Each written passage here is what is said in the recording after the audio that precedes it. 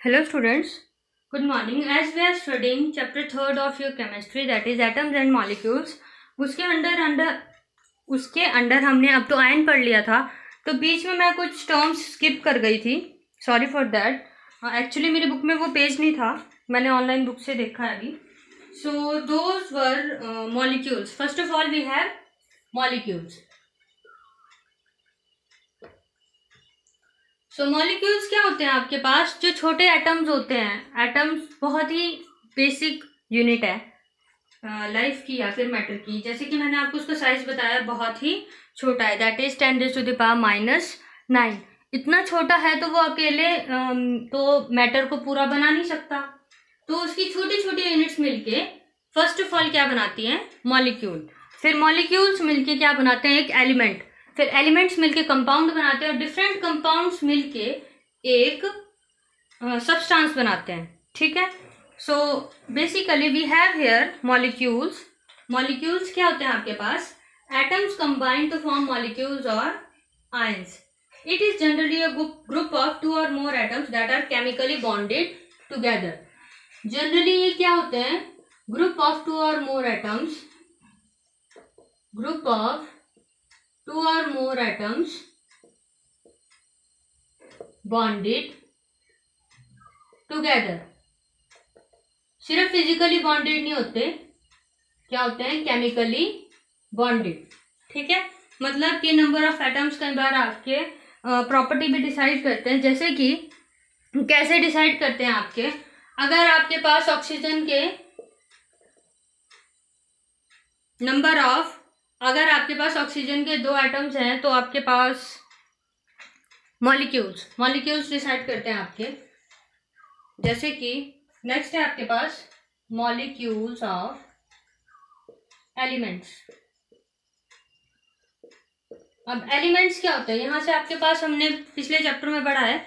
Elements क्या होते हैं आपके पास? Simple a group of atoms. ठीक है. एलिमेंट्स क्या होते हैं आपके पास? जो कि सिंगल टाइप ऑफ मैटर से मिलके बनते हैं, ये सिंगल टाइप ऑफ सब्सटेंस से मिलके बनते हैं. तो मॉलिक्यूल्स क्या हुआ आपके पास यहाँ पे? They are constituted of only single type of atoms. ठीक है. मॉलिक्यूल्स ऑफ एलिमेंट्स क्या होते हैं? मॉलिक्यूल्स ऑफ एलिमेंट का क्या रोल है यहाँ पे? जो मॉलिक्यूल्स हैं आपके पास, आपको पता है क्या है? ग्रुप ऑफ एटम है. और एलिमेंट जो है आपको पता है उसमें क्या है? सिंगल टाइप ऑफ मैटर होता है. सिंगल टाइप ऑफ मैटर होता है. तो यहाँ पे मॉलिक्यूल्स भी क्या आएंगे? Single type. Constituted of molecules, sorry atoms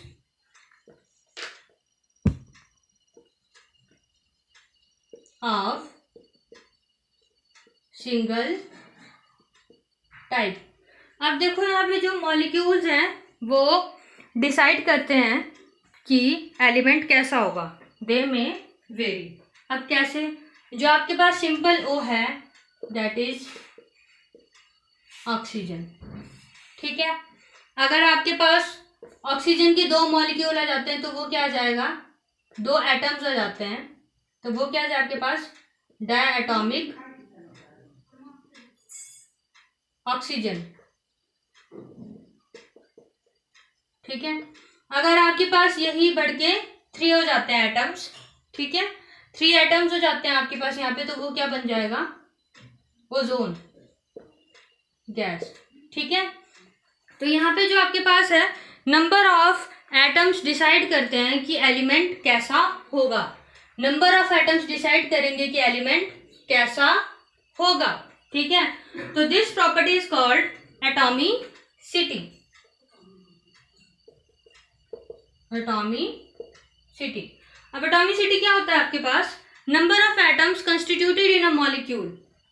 ये क्या होते हैं? नंबर ऑफ एटम्स जो एक मॉलिक्यूल में होंगे. Number of atoms constituted in a molecule is called atomicity. Property है ये. प्रॉपर्टी मतलब कि एक एलिमेंट में कितने पार्टिकल्स हैं, या कितने मॉलिक्यूल्स हैं, या कितने एटम्स हैं. एक मॉलिक्यूल में कितने एटम्स हैं, उस प्रॉपर्टी को क्या बोलते हैं? एटॉमिसिटी. ठीक है. So next we have molecules of compound. अब देखो ग्रुप में एक लड़की ने पूछा था, या फिर शायद कोई भी हो सकता है, आई थिंक ग्रुप में किसी ने पूछा था कि मॉलिक्यूल ऑफ एलिमेंट्स और मॉलिक्यूल ऑफ कंपाउंड में क्या डिफरेंस है। बेसिक सी बात है, आपको पता है मॉलिक्यूल्स क्या है, ग्रुप ऑफ एटम। एलिमेंट्स क्या है, सिमिलर नंबर ऑफ एटम्स। तो कंपाउंड्स क्या है, एलिमेंट्स किससे मिलके बनते थे, सिंगल टाइप ऑफ पार्टिकल से, और कंपाउंड्स जो दो एलिमेंट से मिलके बनते थे। ठीक है, तो यहाँ पे अगर मॉलिक्यूल्स ऑफ कंपाउंड्स हैं, they will be of different type. So constituted of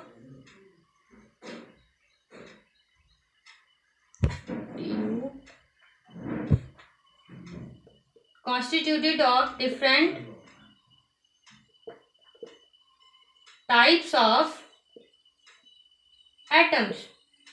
ठीक है, कैसे, जब दो एलिमेंट्स मिलके बनाएंगे एक कंपाउंड को, तो उनके एटम्स भी क्या होंगे, अलग, उनके मॉलिक्यूल्स अलग होंगे ना। मॉलिक्यूल्स जिन एटम से मिलके बने हैं वो भी तो अलग होंगे। तो यहाँ पे जो एटम्स हैं वो क्या होंगे, different types, combined together in a definite proportion. जैसे कि मैंने आपको पहले बताया था, लॉ ऑफ कांस्टेंट प्रोपोर्शन में हाइड्रोजन और ऑक्सीजन, H2O जो कंपाउंड है वो हमेशा एक डेफिनेट प्रोपोर्शन में ही फाइंड आउट होता है हमेशा। तो जो कंपाउंड है डेफिनेट प्रोपोर्शन में मिलेगा, तो उसके मॉलिक्यूल्स भी क्या होंगे, डेफिनेट प्रोपोर्शन में कंबाइंड होंगे, combined together in a definite proportion. यह आप रिजेंबल कर सकते हो लॉ ऑफ कांस्टेंट प्रोपोर्शन से, लॉ ऑफ कांस्टेंट प्रोपोर्शन से रिजेंबल कर सकते हो आप इसे। फिर नेक्स्ट है आपके पास आयन, मैं आपको करवा चुकी हूँ, ये स्किप्ड पार्ट था। इसके बीच में आपके पास इससे पहले एक इन टेक्स्ट क्वेश्चन थे। फर्स्ट था आपके पास define one atomic mass unit question, वो मैंने आपको नोट्स में करवाया है, तो वो आप खुद करोगे। नेक्स्ट था आपके पास why we can not see an atom with a naked eye. तो उसमें आपको क्या लिख देना है, साइज ऑफ एटम, जो मैंने आपको नोट्स में भेजा है कि साइज ऑफ एटम क्या होता है, 10⁻⁻⁹। So this is very minute to be seen by naked eye, ये लिख सकते हो आप उसमें। ठीक है, इतना सा लिखना है आपको, साइज ऑफ एटम डिस्क्राइब करना है, पॉइंट्स में लिख देना है, और फिर आपको लिख देना है कि दस an atom is very small in size so that we can not see it with a naked eye. Next आपके पास आ जाता है राइटिंग अ केमिकल फॉर्मूला। तो for writing a chemical formula you must first know what is chemical formula. Chemical formula क्या होता है, symbolic representation of a compound. अब देखो कंपाउंड क्या है, आपको पता है, कॉम्बिनेशन ऑफ टू एलिमेंट्स।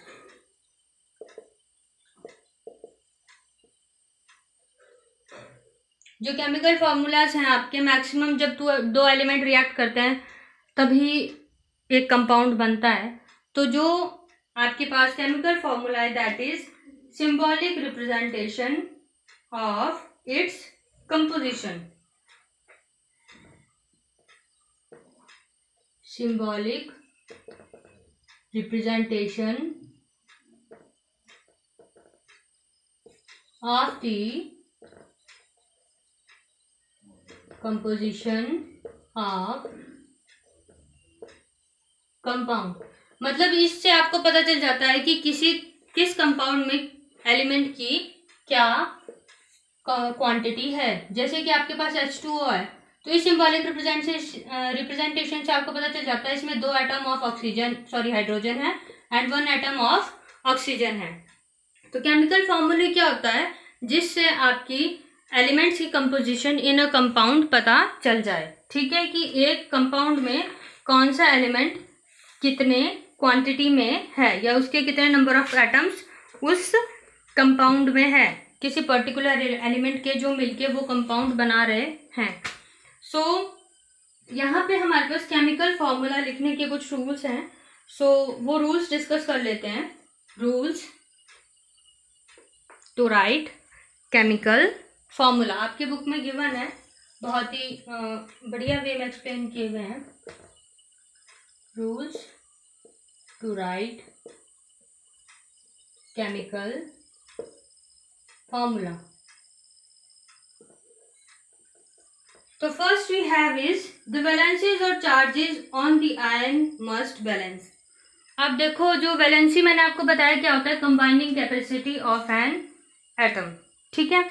और चार्जेस क्या होते हैं जो हमने आयन में पढ़े हैं, पॉजिटिव और नेगेटिव चार्ज।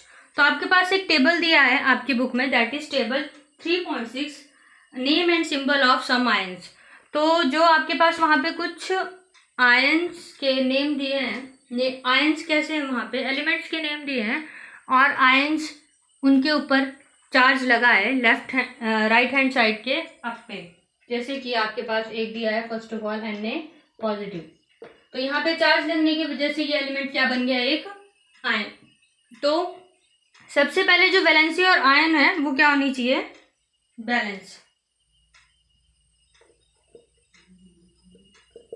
बैलेंसेस और चार्जेस मस्ट बी बैलेंस्ड, ठीक है। ये फर्स्ट रूल है। सेकंड रूल इज, अगर एक कंपाउंड में, देखो आपके पास कंपाउंड क्या है, कॉम्बिनेशन ऑफ टू एलिमेंट्स। अगर उस कंपाउंड में दो एलिमेंट है और उसमें से एक मेटल है और एक नॉन मेटल है, तो हमेशा जो मेटल है वो क्या आएगा पहले, ठीक है। In a compound name of a metal is written first. इसका एग्जांपल है आपके पास जैसे NaCl, तो इसमें जो Na है वो क्या है, मेटल, और Cl क्या है, नॉन मेटल। ऐसे आपके पास बहुत सारे एग्जांपल हैं, जैसे फेरस सल्फाइड, ठीक है। फेरस किसको बोलते हैं, आयरन को, तो iron is metal and sulphide is non metal. Sulphide is a salt, so it is a non metal. Third law है आपके पास, in a compound formed with polyatomic ions the ion is enclosed in a bracket, ठीक है। ये थोड़ा आपके पास typical है, इससे रिलेटेड नेमिंग भी नहीं है आपके पास। पॉलीएटॉमिक आयन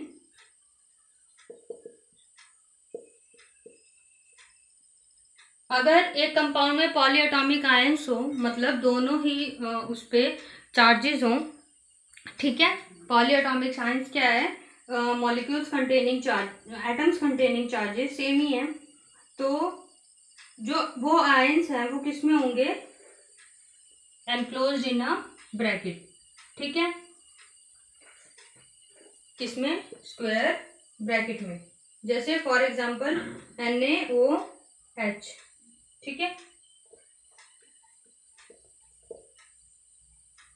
यहाँ पे जो स्क्वायर ब्रैकेट है वो किसको रिप्रेजेंट करने के लिए होगी, चार्ज को या फिर रेशो को। जैसे कि आपका ये लिख सकते हैं NaOH नेगेटिव, ठीक है।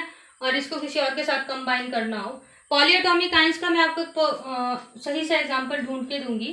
तो ये सिर्फ आप भी ये देख लीजिए कि जो पॉलीएटॉमिक आयंस हैं, अगर किसी कंपाउंड के साथ किसी कंपाउंड में पॉलीएटॉमिक आयंस हैं, तो उनको एक प्रॉपर रेशो में इंडिकेट करने के लिए उन्हें स्क्वायर ब्रैकेट में एनक्लोज किया जाता है, ठीक है।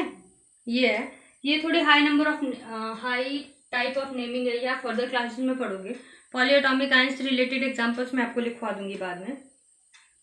नेक्स्ट है आपके पास कि अगर आपको कोई फॉर्मूला लिखना हो तो वो कैसे लिखना है, ठीक है।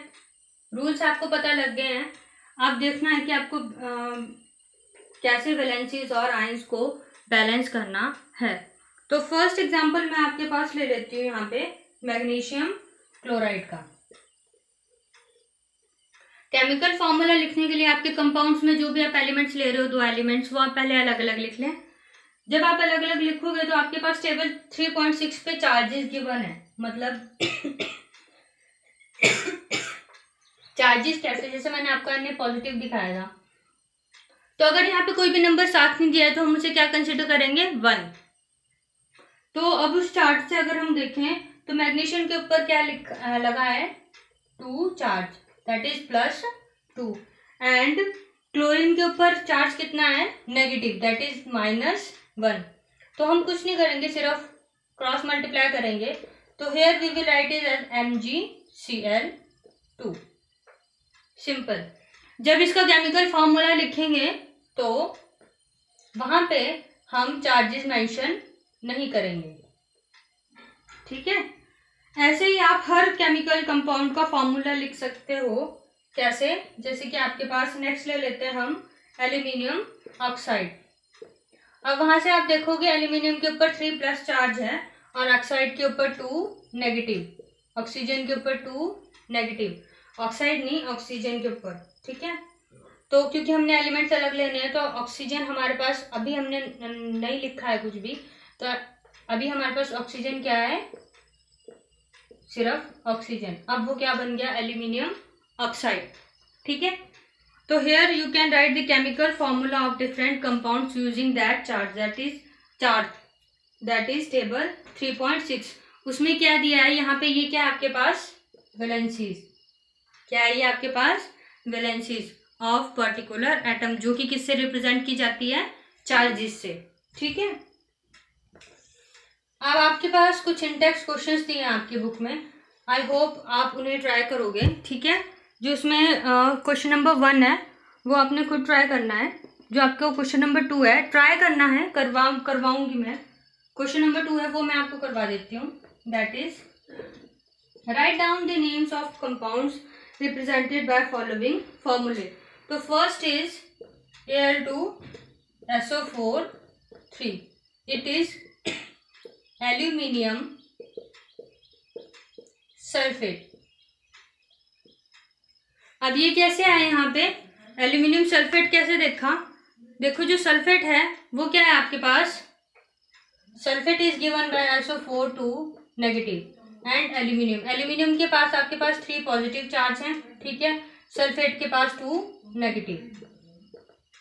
तो Al2SO4 3, ठीक है। उस चार्ट में सल्फेट का देखना क्या फॉर्मूला है, फिर आपको पता चल जाएगा ये क्या है, एल्यूमिनियम सल्फेट, ठीक है।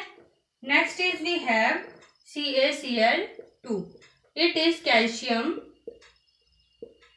Chloride. Next is K2SO4 that is potassium sulphate. इसके लिए आपको एलिमेंट्स के नेम पता होने चाहिए, जो अब मैंने आपको चार्ट लर्न करने के लिए दिया था। सिंबल्स पता होने चाहिए, आपको पता होना चाहिए कि ये क्या होता है, पोटाशियम। देखो पोटाशियम P से है बट उसका सिंबल क्या है, K से। Next is KNO3। So NO3 क्या होता है आपके पास यहाँ पे, नाइट्रेट।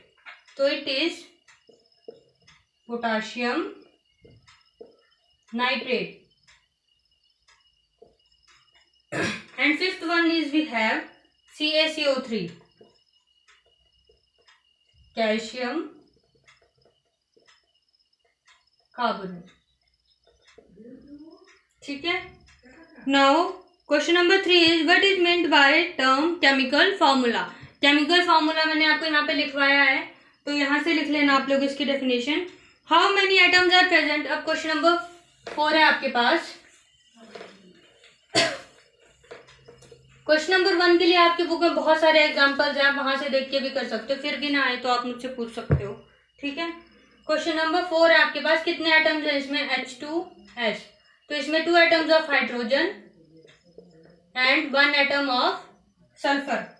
सल्फर है, आपको सिंबल याद होगा तभी आप लिख पाओगे, ठीक है। आपको पूरा स्टेटमेंट लिखनी है, 2 एटम्स ऑफ हाइड्रोजन कंप्लीट लिखना, मेरी तरह सिंबल मत बना देना, and 1 atom of sulphur. Symbol से याद कर लेना टाइम से, और वैलेंसीज भी, ठीक है। नेक्स्ट इज PO4-3, ठीक है। तो इसमें अगर देखा जाए 1 atom of P for phosphorus and 4 atoms, ये सिर्फ आपको बेस में देखना है कितने हैं, ऑक्सीजन, ठीक है, वैलेंसी नहीं देखनी है। सो इसी के साथ आपका जो राइटिंग अ केमिकल फॉर्मूले वाला कंसेप्ट है वो पूरा हो जाता है, ठीक है। इसके बाद नेक्स्ट है आपके पास mole, molecular mass and mole concept. I think this is the last topic and after that we have completed our chapter. कुछ न्यूमेरिकल्स हैं वो भी आपको करवाए जाएंगे। So thank you, this is all for today.